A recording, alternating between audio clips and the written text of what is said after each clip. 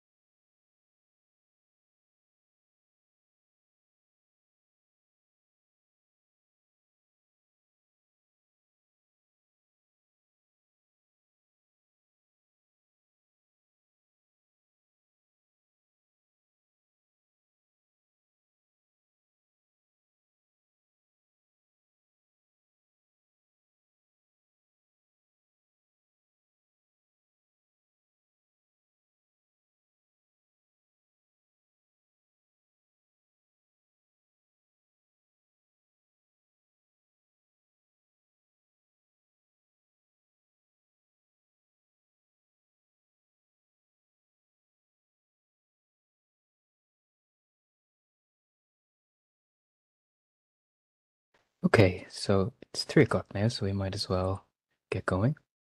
That's all right. Good afternoon, everyone. It's kind of a rainy afternoon here in Dublin. Not sure how things are in the rest of the country, but very disappointing for the weekend. Um, my name is Dara McCabe, and I'm an administrative officer in the Parenting Support Policy Unit here in the Department of Children, Equality, Disability, Integration and Youth. I'll just get my colleagues here to introduce themselves. Simon, if you want to go first.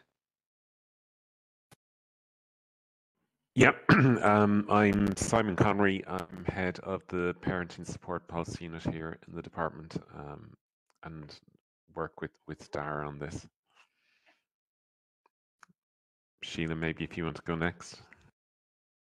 Good afternoon, everyone. I'm Sheila Kulkarni, and I have recently joined the Parenting Support Policy Unit. Roisin. Hi everyone, I am Roisin Murphy. I'm a clerical officer here in the Parenting Support Policy Unit. So thanks everyone for the introductions. So this is just a webinar for the application process of the Local Area Child Poverty Action Plan pilot scheme. I'm just going to present really quickly on the pilots, the background, the application process itself, and then we can move on to any questions you might have.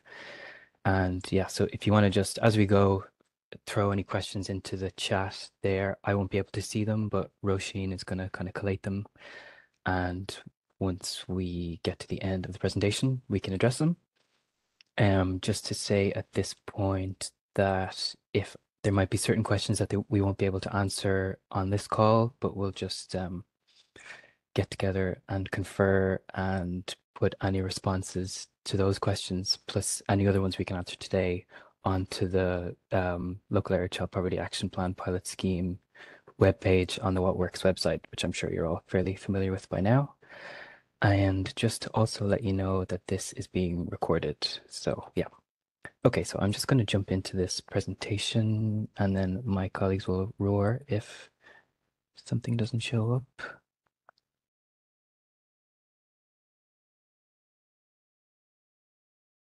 Okay, is that all right? Is that appearing for you? Okay, perfect, great. Okay, so I'm just going to go through really quickly some of the background behind the scheme. So as you probably know by now, it's jointly conducted by DCEDIY and the Department of Rural and Community Development with support from the Department of the Taoiseach's Child Poverty and Wellbeing Office. The scheme is featured in Young Ireland, which is a policy framework for children and young people, and it's included in Ireland's National Action Plan under the EU Child Guarantee, the objective of which is to prevent social exclusion via access to key services. Applications must be made by a SIPC and an associated LCDC or LCDCs, and we're aiming for at least 4 LACPAP sites. So just a bit on the objectives of the pilots. So the pilots are to allow SIPC and LCDC to analyse their local child poverty context and to assess the available service provision. Applicants should be identifying needs and available services, and they can use previous and existing analyses for this. They're to identify and build on the existing good practice. We're hoping that they'll assess the feasibility of new or expanded approaches to service integration, that they'll create and trial new pathways to available services, and if possible, we're hoping the pilots could inform other local plans or data gathering. So the hope is that they might innovate and maybe provide something replicable for other local areas to use or to learn from. And of course, there's more information on the background and the objectives in the guidance note.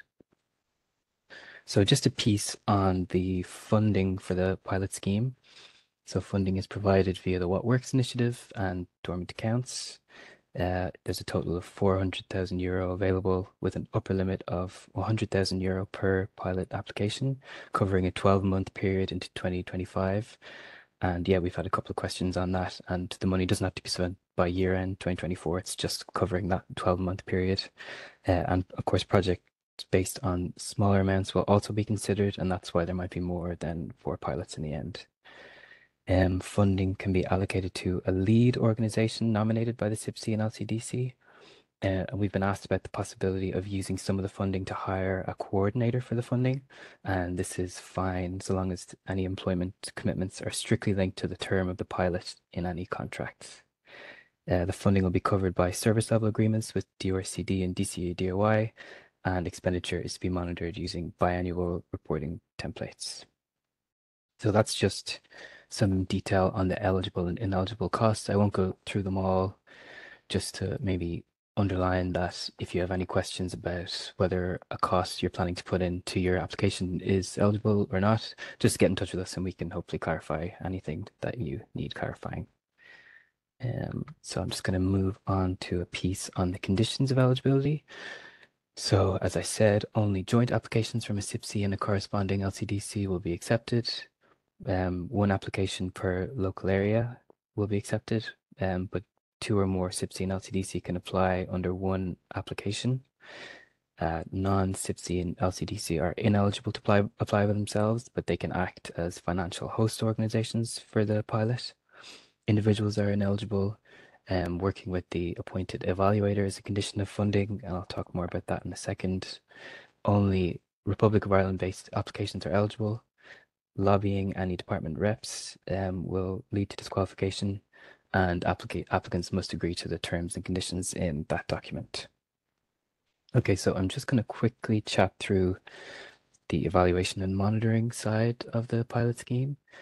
So an evaluator appointed by DCEDIY and DRCD will evaluate each pilot and write a comparative report at the end of the process. The evaluator will work with and guide each successful awardee on the data collection aspects of the pilot as the pilot runs as well, and we'll have more information on how this will work in the coming months. Applicants should provide access to data and to relevant records when required by the evaluator or by the departments involved. And a financial/narrative report must be provided within 3 months of the beginning of the pilot. And so, yeah, so this is just a quick piece on the assessment side of the application process. I'm not going to go through all of these because more detail is in the guidance note again from about, I think it's page 5 onwards, but just to give a quick sense, a response to that first question there might get high marks if the summary of approach is clearly laid out in the application, if there's a clear and detailed summary of the applicant's understanding of the local child poverty context and how this relates to existing service provision. But just to underline that we're not looking for all the work to have been done already, but just for a clear sense of the approach you're planning to take and the data sources you're going to use. So yeah, and that's just the second section of that. And then finally, I'm just going to talk a bit about the actual application process. The application form is available on EU Survey at that link. It's due in by 5 p.m. on June 7th, and any queries around the process are to be sent to us at What Works. We've gotten a good few in, and any responses that we give will be anonymized and then posted on that link there. And if you need a refresh of any of those links or any of the guidance documentation, just get in touch with us and we can send them back on. The assessment period should be about 2 months from June 7th, and also limited feedback will be provided to all applicants, even unsuccessful ones. So that is just a quick whistle-stop tour through the whole process. So now we're ready to take any questions you might have. I'll just stop sharing.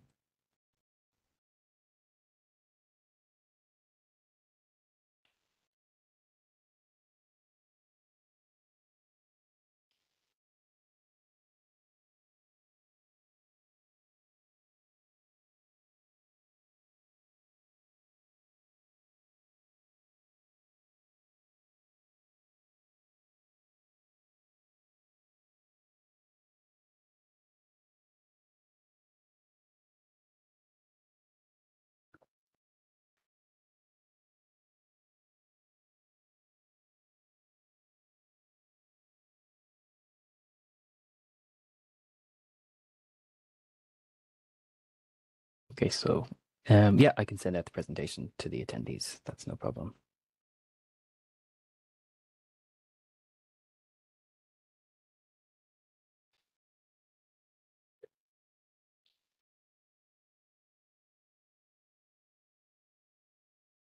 So there's a question there where there is a 2-county SIPC working with 2 LCDCs. Is it 1 application or 2 applications that can be submitted?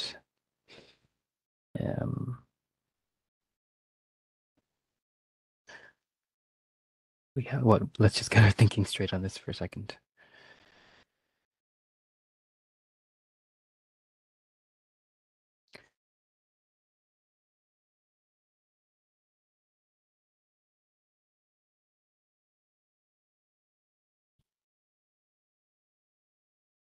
I'm thinking for that question there, so long as each application covers 1 local area,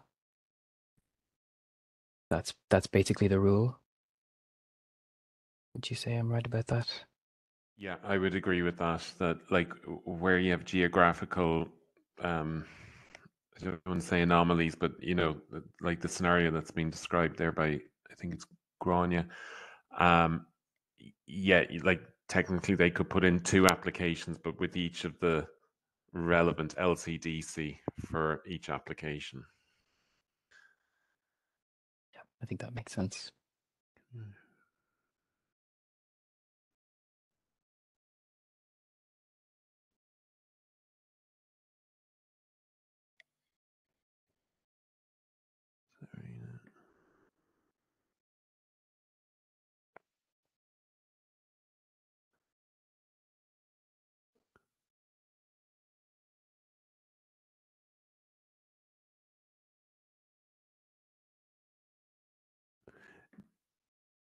The research question there, just regarding the social enterprise, we'll come back on that more fully via the website, but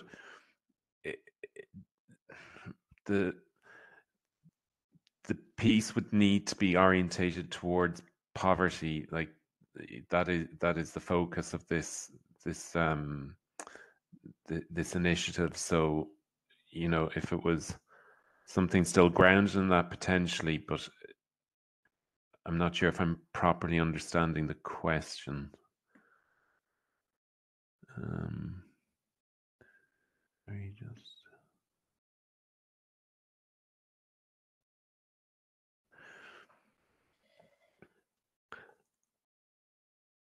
I think as regards the LCDCs, it's and the role of those, we would be.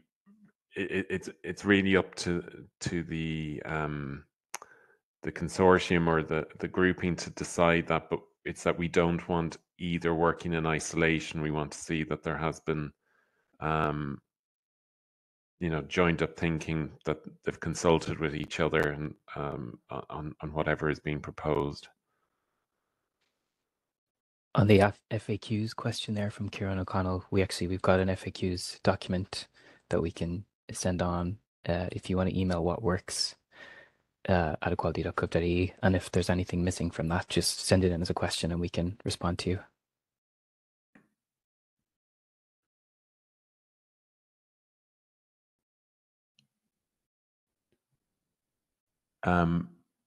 Bridget, I'm not entirely clear about your questionnaire in the application, apart from being joint applications. Was that following on from one of the other questions, or? I do want to reassure everybody. I know the way we're responding probably seems quite staccato and difficult to follow. We will be taking the transcript from this and responding to the questions on the website as well. So I just want to reassure people regarding that.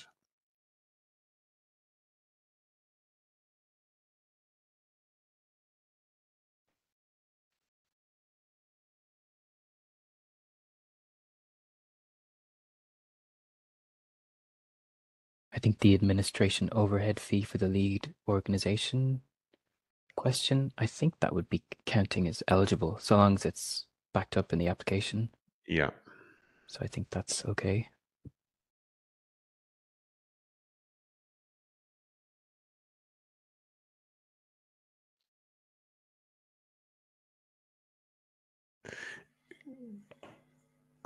Grania, just as regards your question there, I'm concerned that maybe we're kind of misinterpreting what you're trying to say, and rather than you trying to put it all into the chat box, if you send us like a scenario that you're thinking of, if you could just kind of, the groupings that you might be thinking of, and we can respond to that on the website for you to ensure that we're actually responding to the question that you are asking.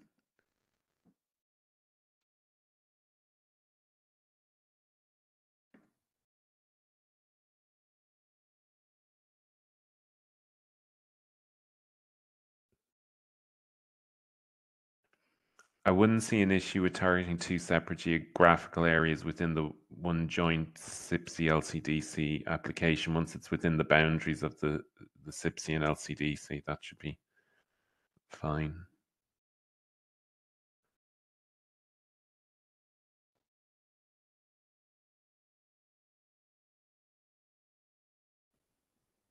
And again, the governance at local level question about who is lead or who will manage administration of funds, that's up to the applicants.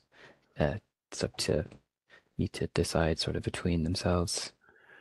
The childcare project one, I wouldn't see an issue with if you can demonstrate, how you think it's going to impact for the area in terms of like potentially alleviating poverty or access to services, or as a result that people will be able to access something.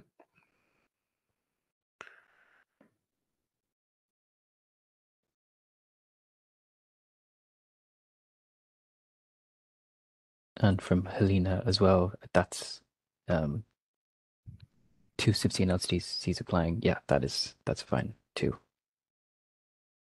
Yep.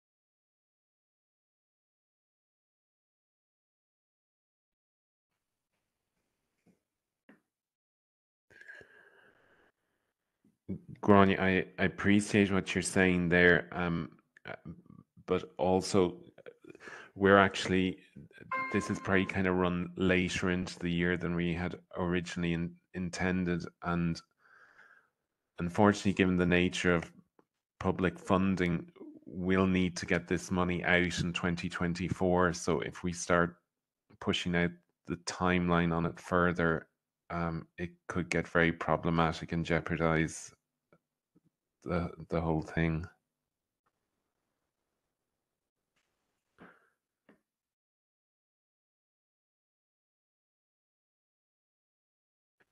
Maybe on that same point, the question from Gavin about follow-up funding isn't something we can really. No, we can't give any guarantees in relation to that. It would be intended that this would be a 2-year, but we can only first of all guarantee the first year. If funding permits, we would be hoping to run it into a second year, also to allow for the evaluation to fully take stock of the impact of whatever actions are being taken and being evaluated. As regards to localizing, really, like, we kind of want to leave a lot of creativity open to the applicants in relation to this.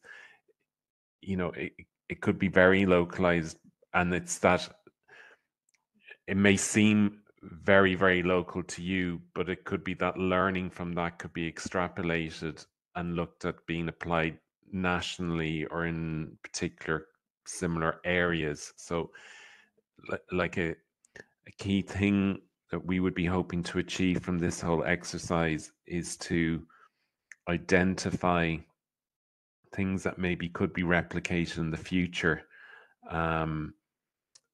in terms of in terms of people accessing services. I think some of the thinking we had in relation to this, that it may be about actions that that assist with people accessing services that are already there and maybe that they're not getting to access. But again, as we say, none of that's written in stone. But if it was a case like that, that if there's some sort of blockage and this action is releasing that blockage, that then could be looked at being replicated in other areas. And we're also hoping that the evaluator with the 4 pilots, you know, if they can see things between the 4 pilots and take some learning from each or something like that and bringing them together into one thing after the pilots, that's also a possibility.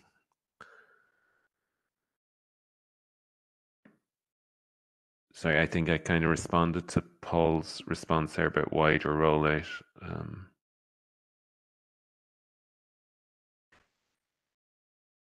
The other reporting commitments, I think that's just 2 reports a year for DCEDIY and DRCD.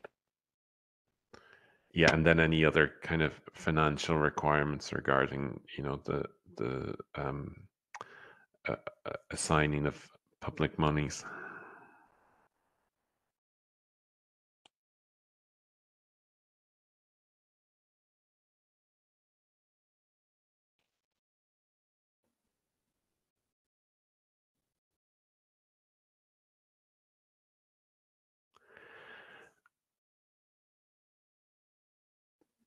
Claire, just as regards the application being submitted with the support of the LCDC, but without the LCD having a formal role in terms of governance, I guess how I describe that is, in terms of the applications, we'd want to see them as a joint one, but then, as we have said, kind of how that works within the dynamic of the two entities is kind of between them, but we would need to see that the LCDC has, you know, had an input into the proposal, not just kind of like a reference saying, I think this is a great idea and that's it. Like,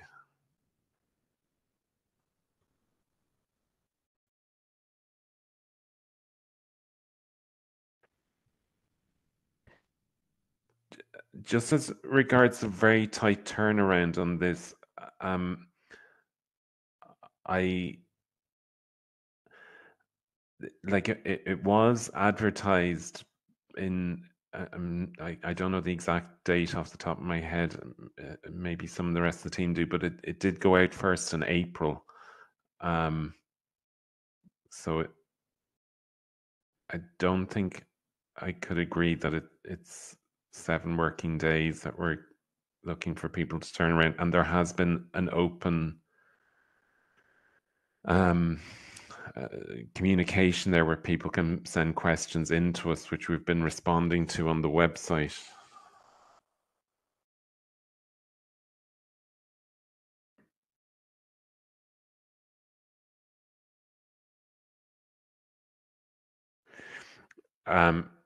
Felix, as regards diversity of groups, I guess it would kind of mean both, really. Like, you know, it could mean geographical, urban, rural, or it could mean ethnic. There isn't like one answer to that, but if things can have a broad impact, that would be great. But it doesn't mean if they don't have a broad impact that they're precluded or, you know, would be not entertained. I think just input from children and young people is the only kind of absolute stipulation Yeah, in that. Yeah, that's correct.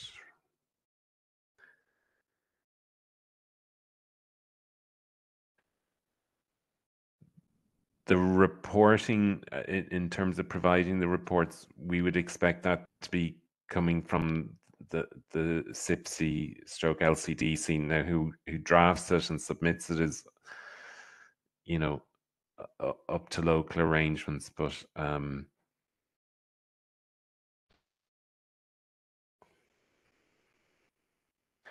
just going to put that link that David Studer's asking for in the chat with the password. I've just done so. Oh, have you? Thanks, Roisin.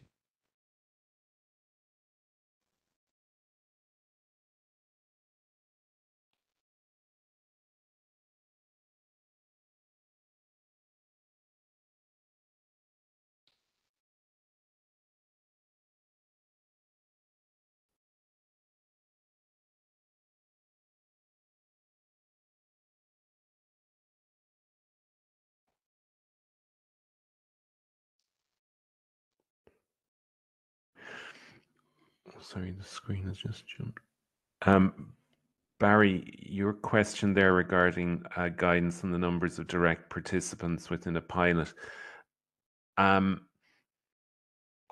wouldn't be particularly concerned necessarily about the number of participants in the pilot, but more about the replication of it or how it could be taken and applied elsewhere would be of more interest to us. So if it can be demonstrated, something has been demonstrated with quite a small group, but it's showing, you know, that could be replicated in other parts of the country or whatever, or other parts of your geographic area, that would be kind of more interest to us. Now, it would need to be a reasonable number, that it's not like 5 and that it's a complete anomaly or something, but you know.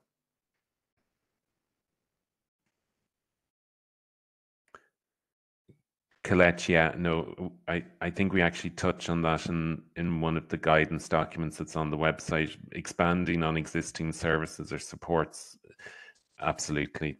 That's it kind of speaks to that. One of the ideas, and as I say, that isn't it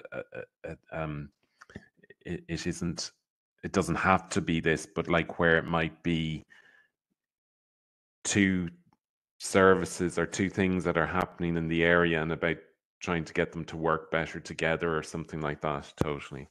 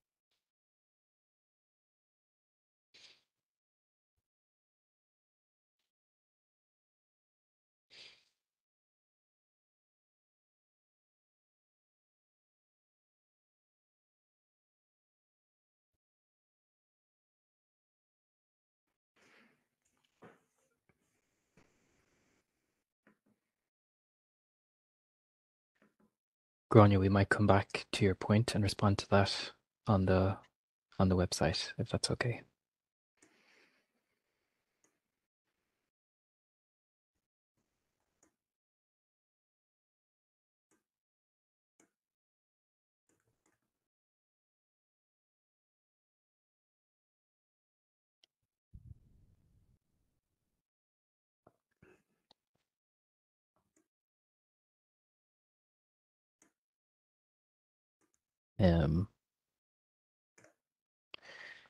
Helena, I think, unfortunately, just due to the limitations of the software, the Gantt chart is the only attachment that we can accept in the application.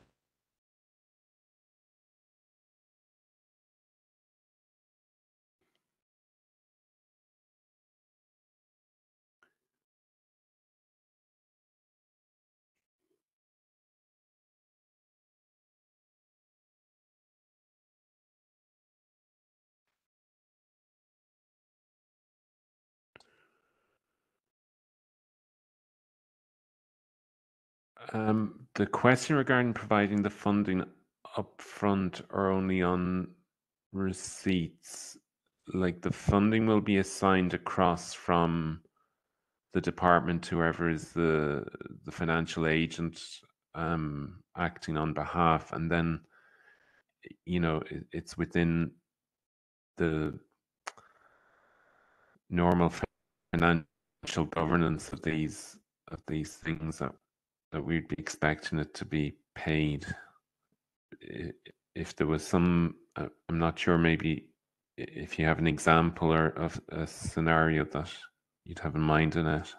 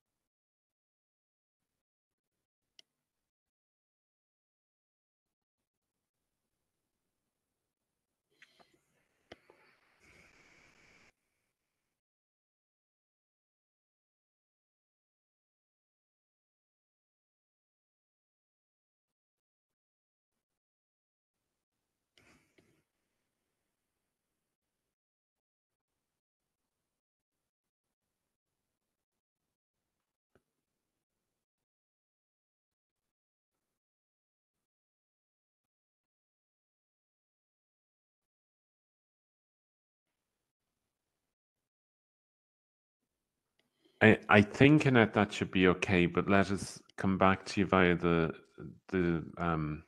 Q&A section on the website.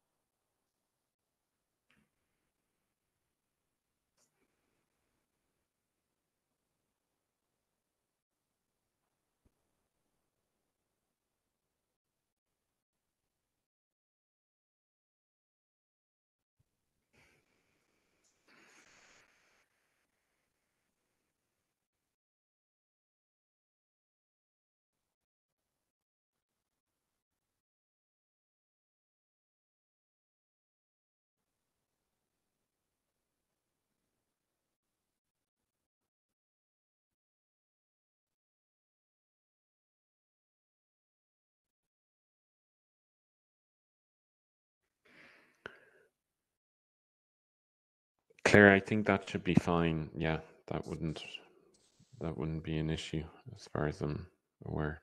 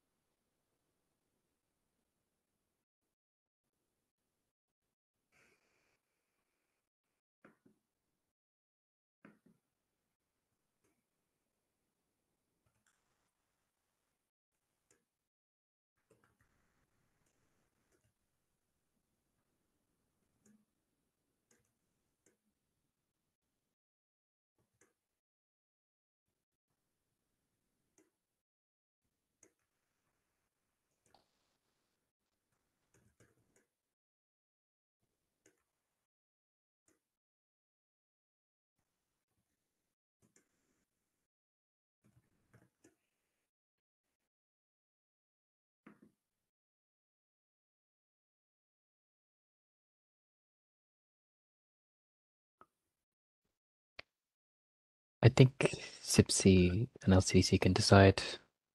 Yeah, I think it would come down to whoever's the agent, the fiscal agent in relation to it. So I don't see it being a problem either way.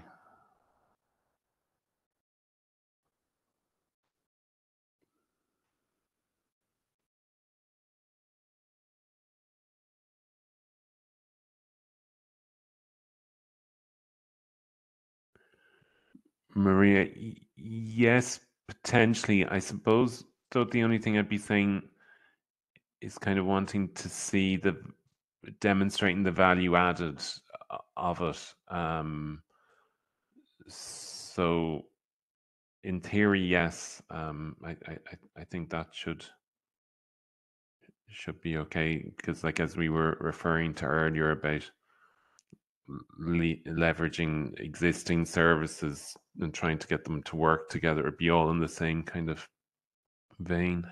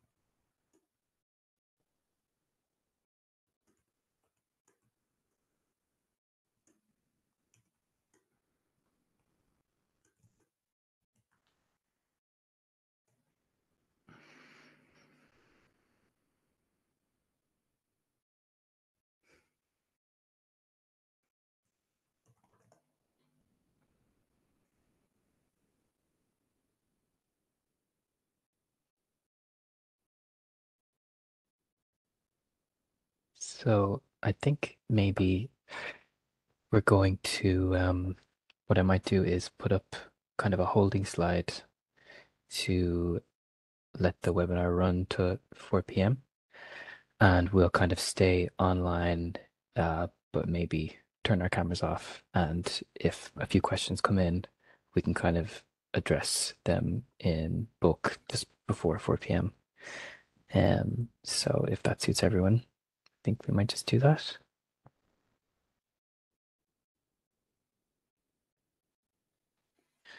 So thanks everyone for coming to attend the webinar, and yeah, best of luck with all the applications.